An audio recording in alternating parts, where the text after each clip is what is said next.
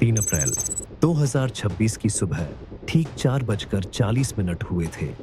पश्चिमी ईरान के उबड़-खाबड़ पहाड़ी ढलानों की गहराई से अचानक एक कमजोर सिग्नल ने सन्नाटे को चीर दिया। यह प्रसारण बर्फीली झाग्रोस पर्वतमाला के बीच कहीं से आ रहा था। सामान्य आपातकालीन सिग्नलों के विपरीत इसमें किसी इंसान की आवाज नहीं थी, न मदद की पुकार और न ही घबराहट की कोई आहट। ये केवल लगातार फ्रीक्वेंसी बदलने वाले एन्क्रिप्टेड डेटा पैकेट का एक समूह था। अगर कोई रेडियो नियंत्रण स्टेशन इसे सुनता तो उन्हें केवल एक हानिरहित इलेक्ट्रॉनिक शोर सुनाई देता, जो हवा की हजारों अन्य आवाजों में खो जाता। लेकिन हजारों मील दूर स्थित कमांड सेंटरों में वे अदृश्य ध्वनियां एक आपातकालीन सायरन की तरह गूंज उठीं। रडार की स्क्रीन चमकने लगी। डेटा की पुष्टि हो गई। DU-44 एक कोडनेम वाला हथियार नियंत्रण अधिकारी अभी जिंदा था। पहले डेटा पैकेट के रिसीविंग स्टेशन तक पहुंचने के कुछ ही मिनटों के भीतर अमेरिका का पूरा विशाल सैन्य तंत्र सक्रिय हो गया।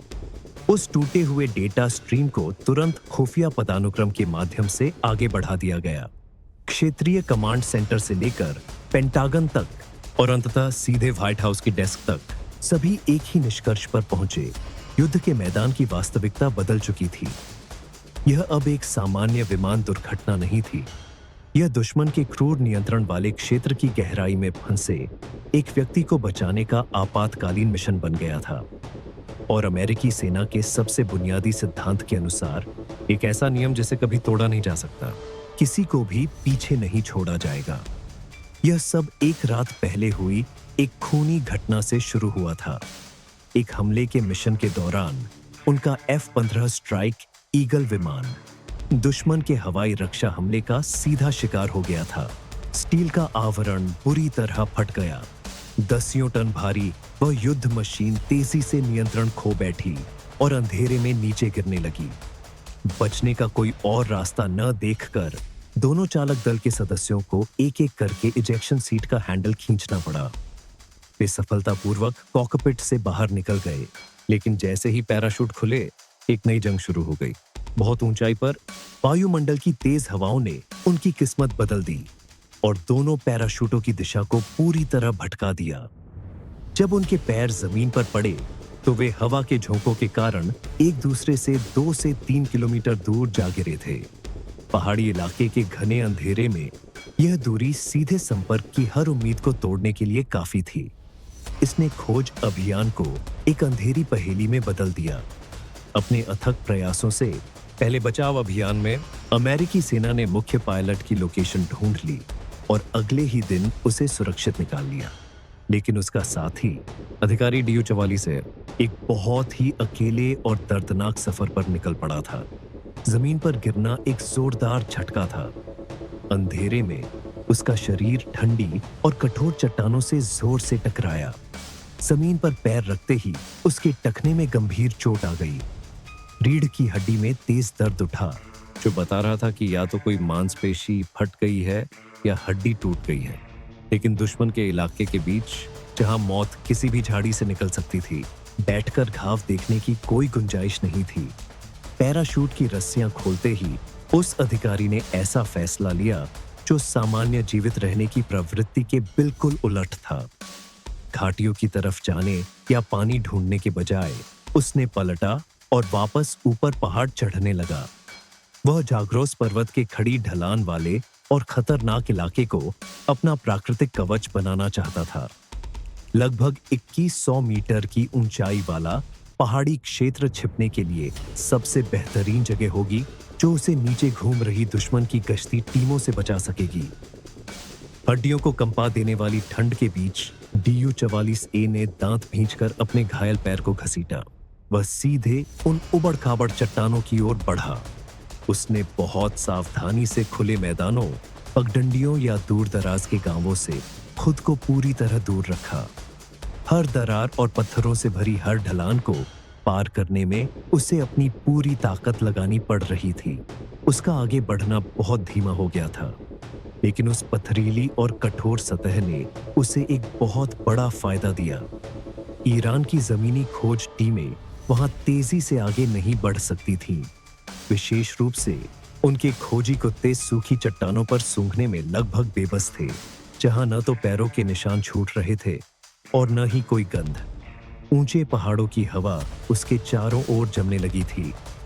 वह जानलेवा ठंड उसकी उड़ान वाली जैकेट को चीरती हुई शरीर तक पहुंच रही थी। टखने का दर्द खून रिश्ते हर कदम के साथ उसके दिमाग तक सनसनाहट पैदा कर रहा था।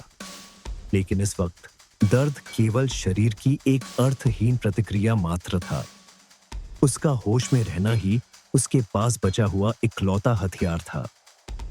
जब उसे एक गहरी और नजर से छिपी हुई चट्टान की दरार मिली, तभी वह धीरे धीरे नीचे सरका और अपने शरीर को पहाड़ के अंधेरे में मिला लिया। उसने अपनी सांसों को सामान्य किया। अब सबसे जरूरी कदम उठाने का समय था, संपर्क स्थापित करना। कर्नल ने अपनी सर्वाइवल किट से सावधानीपूर्वक नेविगेशन डिवाइस निकाला। वह अच्छी तरह जानता था कि इस समय वॉइस सिग्नल का इस्तेमाल करना मौत को बुलावा देना होगा। कोई भी लंबा वॉइस सिग्नल दुश्मन के इलेक्ट्रॉनिक टोही स्टेशनों द्वारा पकड़ लिया जाएगा और उसकी लोकेशन ट्रेस हो जाएगी। इसके बजाय उसने बहुत ही छोटे एन्क्रिप्टेड डेटा पैकेट भेजे। वे सीधे सैटेलाइट से टकराए। उनका समय केवल मिलीसेकंड का था। संदेश को कंप्रेस किया गया था। वह बिल्कुल स्पष्ट था और उसमें कोई भी पालतू भावना नहीं थी। मैं घायल हूं लेकिन अभी भी चल सकता हूं। दुश्मन बहुत करीब है। जल्द से जल्द बचाव की जरूरत है।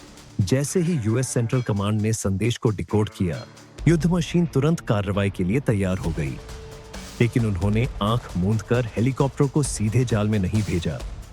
उन्हें अपनी सेना को तैनात करने के लिए समय चाहिए था और वह समय दुश्मन को चकमा देकर ही हासिल किया जा सकता था। अमेरिकी सेंट्रल इंटेलिजेंस एजेंसी ने तुरंत इस खेल में कदम रखा। ईरान के सूचना नेटवर्क के ठीक भीतर एक मनोवैज्ञानिक युद्ध और झूठी खबरें फैलाने का अभियान शुरू किया गया। जानबूझकर ऐसी खबरें लीक की जाने लगी। उन्होंने ऐसी अफवाहें उड़ाई कि अमेरिकियों ने अधिकारी के निर्देशांक का पता लगा लिया है और उसे सड़क मार्ग से बाहर निकालने की तैयारी कर रहे हैं। झूठी खबर तेजी से फैल गई और उसने अपना काम बखूबी पूरा किया। ईरानी सेना का ध्यान तुरंत भटक गया। भारी खोज टीमों को तेजी से उस दिशा में भेज दिया गया जहां कोई पीछे हट ही नहीं रहा था और वे उस ठंडी चट्टान की दरार से दूर चले गए जहां DU-44 से छिपकर बैठा था। लेकिन जमीनी स्तर पर दबाव अभी भी बरकरार था। इस अराजकता को और बढ़ाने के लिए पायलट का कोई भी सुराग देने वाले को $60,000 का भारी इनाम देने की घोषणा की गई। इस खबर ने ब्लैक माउंटेन क्षेत्र के आसपास के स्थानीय लोगों को भी इस शिकार में शामिल कर लिया। पूरी पहाड़ी ढलानों पर रोशनी की चमक अंधेरे को चीर रही थी। एक पूरा वीरान पहाड़ी इलाका एक असली शिकारगाह में बदल गया था। हालांकि दुश्मन की मुख्य खोज टीम का जाल टूट चुका था। रणनीति का हर हिस्सा बिल्कुल सही जगह पर फिट बैठ गया था। वॉशिंगटन में बैठे कमांडरों को अच्छी तरह पता था कि उनके पास केवल एक ही मौका है। यहाँ एक छोटी सी गलती का मतलब दूसरा मौका मिलना नहीं था, बल्कि इसका सीधा मतलब मौत था। घड़ी में अगले दिन के ठीक सुबह के 2 बजे थे। इस्फहान शहर के दक्षिण का आसमान अभी भी घने अंधेरे में डूबा हुआ था। उसी वक्त मौत और बचाव की मशीनें हवा को चीरते हुए उस मौत के मैदान की ओर बढ़ने लगी। अगले दिन ठीक सुबह 2 बजे इस्फहान शहर के दक्षिण की खामोशी टूट गई। मौत और बचाव की वे मशीनें हवा को चीरते हुए मौत के उस क्षेत्र में उतरने लगी। अमेरिकी सेना की सबसे बेहतरीन टुकड़ियों ने आधिकारिक तौर पर दुश्मन के हवाई क्षेत्र में प्रवेश किया। इस हमले का नेतृत्व डेल्टा फोर्स और नेवी सील टीम 6 कर रही थी। उन्हें छोटे और बेहद फुर्तीले MH लिटिल बर्ड हेलीकॉप्टरों के जरिए उतारा गया था। मैट ब्लैक पेंट वाले इन हेलीकॉप्टरों में भारी हथियार लगे हुए थे और वे सांस रोक देने वाली गति से तंग घाटियों के बीच से उड़ रहे थे। उनकी सुरक्षा के लिए MH-60 ब्लैक हॉक हेलीकॉप्टरों का एक दस्ता भी साथ उड़ रहा था। इस दस्ते के जिम्मे अतिरिक्त सैनिकों को उतारने और आदेश मिलते ही सबको वहां से सुरक्षित निकालने का काम था। लेकिन नीचे हवा को चीरते हुए रोटर ब्लेड इस सामरिक तस्वीर का सिर्फ आधा हिस्सा थे। बहुत ऊंचाई पर सहायता का एक विशाल जाल पहले ही बिछाया जा चुका था। रात का आसमान एक अदृश्य इलेक्ट्रॉनिक युद्ध के मैदान में बदल गया था। HC-130G और EA-18 ग्राउलर विमानों ने बचाव क्षेत्र के ठीक ऊपर पूरे हवाई क्षेत्र को घेर लिया था। उन्होंने लगातार इलेक्ट्रॉनिक युद्ध उपाय शुरू किए, भारी फ्रीक्वेंसी जैमिंग की लहरें छोड़ी ताकि रडार अंधे हो जाएं और ईरान का पूरा संचार सिस्टम ठप पड़ जाए। इस बीच MQ-9 रीपर नाम की एक कभी न सोने वाली आंख खामोशी से आसमान में चक्कर लगा रही थी। वे घायल अधिकारी की लोकेशन पर लगातार नजर रखे हुए थी और पूरे कमांड सिस्टम को रियल टाइम डेटा भेज रही थी। हवाई क्षेत्र पूरी तरह सुरक्षित हो जाने के बाद अमेरिकियों ने अपना अगला कदम बढ़ाया। उन्हें दुश्मन के इलाके के ठीक भीतर एक बेस की जरूरत थी। एक गुप्त असेंबली पॉइंट तेजी से तैयार किया गया। यह कोई मजबूत सैन्य अड्डा नहीं था। यह सिर्फ एक सुनसान कृषि हवाई पट्टी थी जो रेगिस्तान के बीचों बीच मौजूद थी। मिट्टी की यह सतह करीब 200 फीट चौड़ी और 3900 फीट लंबी थी, जो सिरेजा शहर से लगभग 23 किलोमीटर उत्तर में स्थित थी। लेकिन कुछ ही घंटों में वह बंजर जमीन का टुकड़ा एक अस्थायी फॉरवर्ड बेस में बदल गया। यह सैनिकों को अंदर भेजने और बाहर निकालने के लिए एक जीवन और मृत्यु का ट्रांजिट स्टेशन बन गया। इसी बेस से आखिरी हमला किया गया। खतरनाक इलाके के बावजूद विशेष बलों के हेलीकॉप्टर रडार की नजरों से बचकर नीचे उड़े और ठीक उस जगह पर उतरे जहां अधिकारी TU-44A छिपा हुआ था। बचाव दल तुरंत हेलीकॉप्टर से बाहर निकला। ठंडी चट्टानों के बीच तेजी से एक 360 डिग्री का रक्षा घेरा बना लिया गया। कॉम्बैट मेडिकल टीम तुरंत उस अधिकारी तक पहुंची, उसे वहीं प्राथमिक उपचार दिया और उस घायल व्यक्ति को खतरे से बाहर निकालने की तैयारी करने लगी। लेकिन ठीक उसी पल अंधेरे ने जवाबी हमला शुरू कर दिया। ईरानी सेना, जो पिछले कई घंटों से लगातार खोज कर रही थी, अचानक उसी सटीक लोकेशन पर जमा हो गई। ईरान के इस्लामिक रिवॉल्यूशनरी गार्ड कॉर्प्स की इकाइयों ने स्थानीय मिलिशिया और सशस्त्र समूहों के साथ मिलकर तुरंत घेराबंदी खड़ी कर दी। एक भयंकर गोलीबारी शुरू हो गई। देखते ही देखते वह बचाव अभियान जीवन और मृत्यु की एक क्रूर लड़ाई में बदल गया। अमेरिकी सेना बीच में फंस गई थी। कई दिशाओं से गोलियों की बारिश हो रही थी, जिसने सांस लेने तक की कोई जगह नहीं छोड़ी थी। हर रक्षात्मक बंदूक गरजने लगी। दुश्मन के आने वाले हर रास्ते को गोलियों की बौछार से रोक दिया गया, लेकिन दुश्मन की संख्या बहुत ज्यादा थी और जब लगा कि घेरा टूटने ही वाला है, तो आसमान से निर्णायक मदद मिलने लगी। अमेरिकी वायुसेना ने गोलियों की बौछार से एक सुरक्षित रास्ता बना दिया। A-10 थंडरबोल्ट, L-3 फोर्स और ब्लैक हॉक लगातार हमलावर ईरानी मोर्चों पर गोलियों की बारिश कर रहे थे। रात का आसमान जलती हुई गोलियों और लगातार होने वाले धमाकों से चमक उठा। हवाई हमले की तीव्रता इतनी भयंकर और क्रूर थी कि दुश्मन को हर 1 मीटर आगे बढ़ने के लिए भारी कीमत चुकानी पड़ रही थी। भारी गोलाबारी के इसी सुरक्षा कवच ने जमीनी सेना को सबसे मूल्यवान हथियार दिया और वह था समय। धुएं और धूल के गुब्बार के बीच बचाव दल ने अंततः कर्नल को हेलीकॉप्टर में चढ़ा लिया। वे जमीन से ऊपर उठ गए और बारूद की बदबू से भरे युद्ध के मैदान को पीछे छोड़ दिया। लेकिन मिशन अभी खत्म नहीं हुआ था। एक और जानलेवा मुसीबत तुरंत आ खड़ी हुई। सिरेजा के पास स्थित उस अस्थायी हवाई पट्टी पर 2 विशाल MC-130G परिवहन विमान उड़ान भरने की तैयारी करते समय ही खराब हो गए। अत्यधिक वजन के कारण उनके पहिए रेगिस्तान की नरम रेत में गहरे धंस गए थे। इंजन जोर से गरजे, लेकिन सब बेकार था। दोनों मशीनें दलदल में फंस चुकी थीं और अंधेरे के बीच पूरी तरह अटक गई थीं। अब हालात एक सांस रोक देने वाली दौड़ में बदल चुके थे। ईरानी सेना हर गुजरते मिनट के साथ करीब आ रही थी। अमेरिकियों के पास इतना समय नहीं था कि विमान को गड्ढे से बाहर निकाल सके और न ही उनके पास वहीं पर उसकी मरम्मत करने का कोई साधन था। नियंत्रण कक्ष में बैठे कमांडरों को एक क्रूर और त्वरित निर्णय लेने के लिए मजबूर होना पड़ा। 3 वैकल्पिक विमानों को तुरंत अंदर उड़ान भरने का आदेश दिया गया ताकि वे पूरी सेना को सुरक्षित बाहर निकाल सकें। उसी समय विनाश का आदेश भी जारी किया गया। जो कुछ भी साथ नहीं ले जाया जा सकता था उसे नष्ट कर देना था। C4 विस्फोटक लगाए गए। करोड़ों डॉलर की कीमत वाले वे दोनों परिवहन विमान देखते ही देखते आग के विशाल गोलों में राख हो गए। यह तबाही इसलिए की गई ताकि तकनीक का कोई भी टुकड़ा या रेडियो डेटा दुश्मन के हाथ न लगे। रेगिस्तान के आसमान के बीच से घना काला धुआं ऊंचे उठने लगा। इस घटना ने उस क्षण को चिह्नित किया जब अभियान एक नियंत्रित वापसी से अधिकतम दबाव के तहत आपातकालीन निकास में बदल गया। क्षतिग्रस्त हेलीकॉप्टरों को भी उसी जगह पर छोड़ दिया गया। सभी विशेष बल और वह कर्नल बैकअप वाहनों में चढ़ गए, हवा में उड़ गए और सीधे सुरक्षित हवाई क्षेत्र की ओर बढ़ चले। अभियान खत्म हुआ। लक्ष्य को जीवित बचा लिया गया था। यह सब सिर्फ एक सिद्धांत को बनाए रखने के लिए किया गया। इसके लिए कीमत चुकाई गई और सब कुछ दांव पर लगा दिया गया। किसी को भी पीछे नहीं छोड़ा जाएगा। कुछ घंटों बाद जब सब कुछ शांत हो गया, अमेरिकी राष्ट्रपति डोनाल्ड ट्रंप ने एक संक्षिप्त संदेश पोस्ट किया, लेकिन उसमें पूरी सेना का वचन था। हमने उसे ढूंढ लिया है।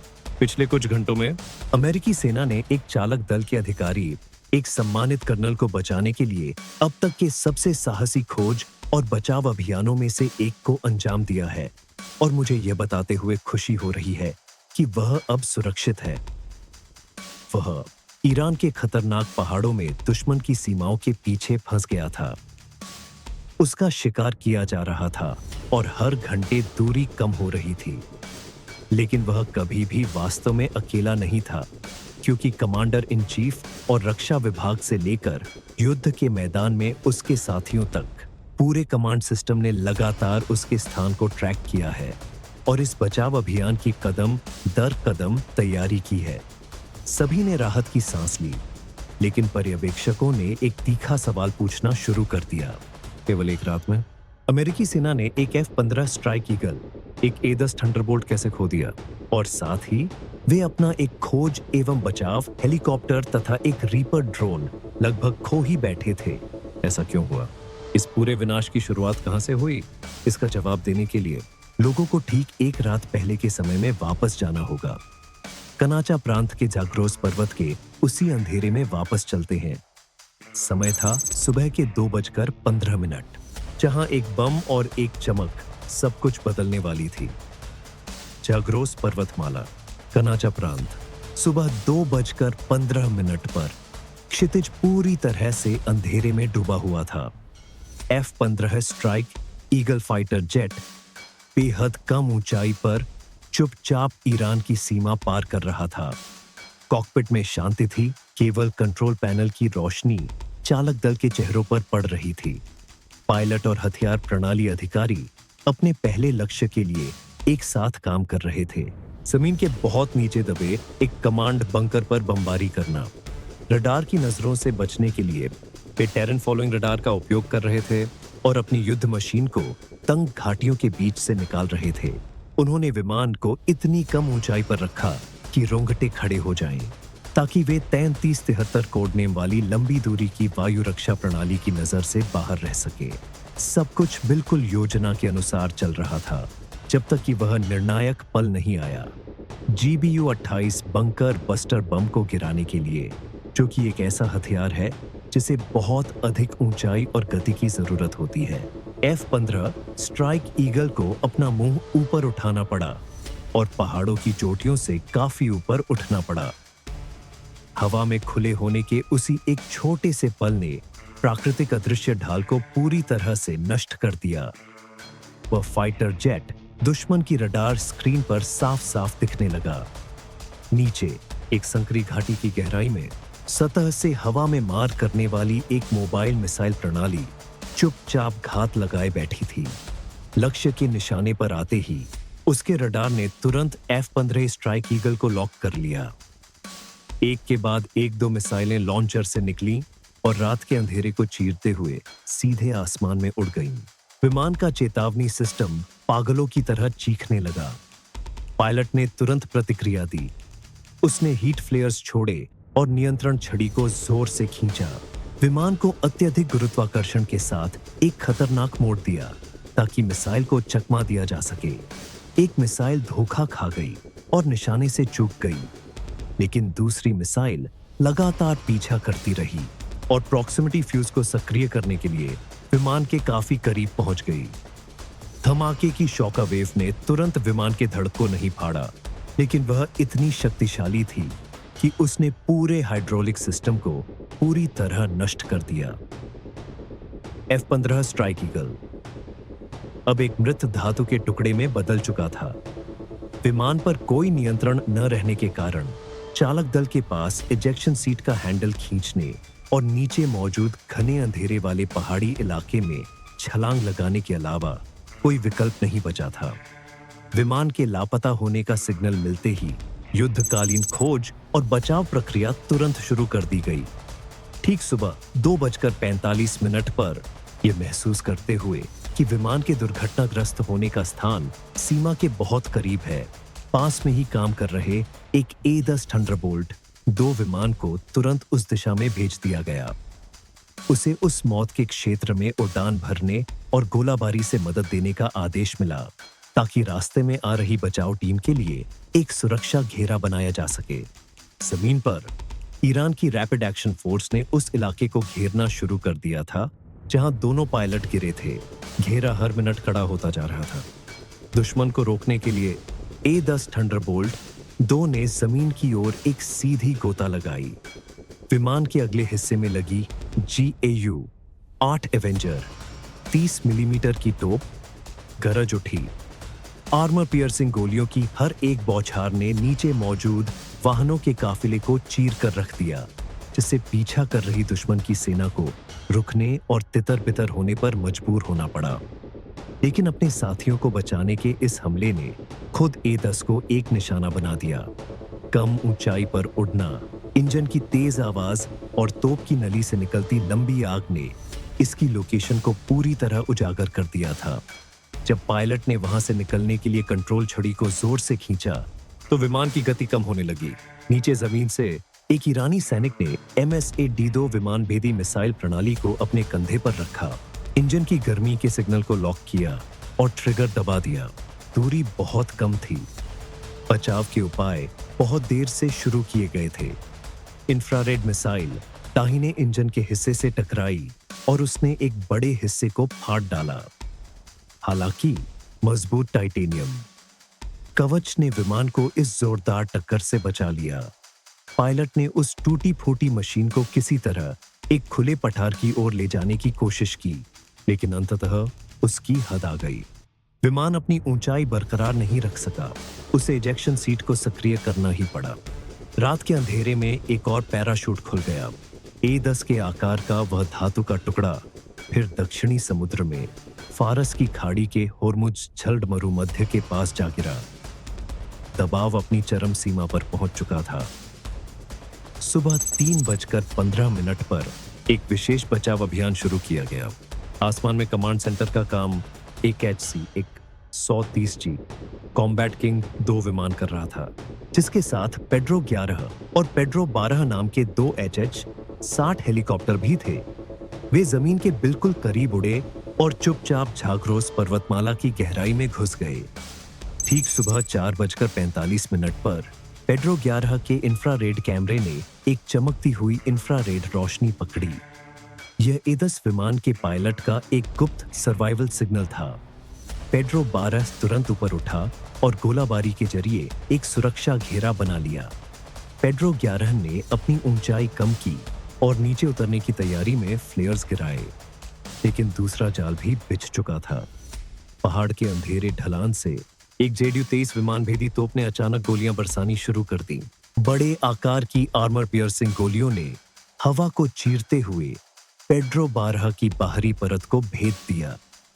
इसका ट्रांसमिशन सिस्टम पूरी तरह नष्ट हो गया। हेलीकॉप्टर नियंत्रण खो बैठा और उसे पेड्रो 11 की लोकेशन के ठीक पास एक बहुत ही हिंसक आपातकालीन लैंडिंग करनी पड़ी। वह बचाव मिशन पलक झपकते ही अपनी जान बचाने की दौड़ में बदल गया। पेड्रो 11 अब एकमात्र बची हुई जीवन रक्षक नाव थी। दुश्मन की गोलियों की बारिश के बीच पेड्रो 12 के चालक दल को अपने क्षतिग्रस्त हेलीकॉप्टर को वहीं छोड़ना पड़ा और अपनी जान बचाने के लिए अपने साथी हेलीकॉप्टर की तरफ बेतहाशा भागना पड़ा। 4:52 पर आसमान से HC-130G कॉम्बैट किंग 2 विमान ने अपना आखिरी पत्ता चला। हवा में अदृश्य रूप से चक्कर लगा रहे 2 F-35 स्टील्थ फाइटर जेट्स ने तुरंत सटीक निशाना लगाने वाले हथियार गिराए। एक बम ने JDU-23 तोप के ठिकाने को पूरी तरह तबाह कर दिया और उसे एक जलते हुए गड्ढे में बदल दिया। उन कुछ ही सेकंड की मोहलत का फायदा उठाते हुए पेड्रो 12 का चालक दल और A-10 का पायलट सीधे पेड्रो 11 के केबिन में कूद पड़े। हेलीकॉप्टर में क्षमता से बहुत अधिक लोग भर गए थे। उसने खुद को भारीपन के साथ जमीन से ऊपर उठाया और जमीन के बिल्कुल करीब से तेजी पकड़ते हुए सीमा की ओर खिसकने लगा।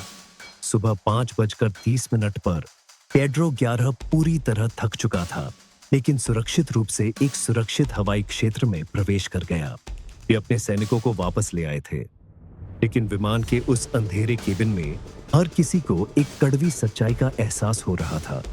F-15 स्ट्राइक ईगल के चालक दल का अभी तक कोई अता पता नहीं था।